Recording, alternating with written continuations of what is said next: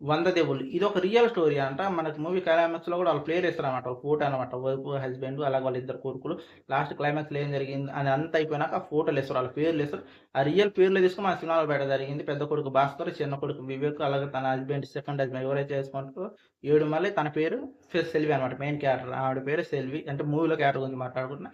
ఇది 100 దేవుళ్ళు మూవీ అయితే నాకైతే నచ్చిందబ్బా! చానా బావుంది స్టోరీ గాని, తన ప్రెజెంటేషన్ గాని ఎక్కడని సినిమాని సినిమా రంగులతో రూపుదిద్దకుండా ఒక రియల్ లైఫ్ స్టోరీని ఒక రియల్‌గా ప్రెజెంట్ చేసిండు. చేసి దీనికి దాన్ని హ్యాట్సాప్ చేయొచ్చు. చాలా బాగా అనిపించింది. ఈ సినిమాలో మాట్లాడుకోదగ్గ విషయాలు చానా ఉంటాయన్నమాట. ఆవిడ గాని పింఛన్‌కి రాపిసుకోమన్నప్పుడు నన్ను ఇంకో పెళ్లి చేసుకోకూడదా? జీవితాంతం విడియోగానే చనిపోవాలని చెప్పే డైలాగ్ గాని, 26 ఏళ్ళకి మొగుడు కోల్పోయిన ఒక మహిళ బాధ ఏంటిదని చాలా చక్కగా చూపించారు. నాకైతే బాగా నచ్చింది.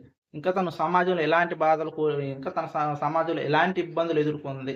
సడెన్‌గా ఇంట్లోకి ఏమన్నా వచ్చినప్పుడు గాని, ఎలికలు గాని, పాములు గాని ఏమన్నా పురుగులు పుట్ట వచ్చినప్పుడు లైటేసినప్పుడు గూడా సమాజం చెడుగా అనుకుండే ఒక సమాజంలో బతుకుతున్న నేను బయటికెళ్ళాలన్నా కూడా ఒకరి తోడు తీసుకెళ్ళాలి. ఒక్కదాన్ని ఎళ్ళి స్వతంత్రం గూడా నాకు లేదని చెప్పే డైలాగ్ గాని, మూవీలో చాలా డైలాగులుంటాయి. అవి మనిషిని ఒక ఆలోచింపజేస్తాయన్నమాట. నిజంగా ఒక వీడియో మహిళకి ఇంత సమాజంలో ఇంత ఘోరమైన అంటారు చూసినవా వ్యతిరేకత ఉందా అని ఆలోచింపజేస్తది. ఎవరైతే చూడలేదో ఒకసారి ఎళ్లి థియేటర్‌కెళ్ళి ఎక్స్‌పీరియన్స్ చూడండి.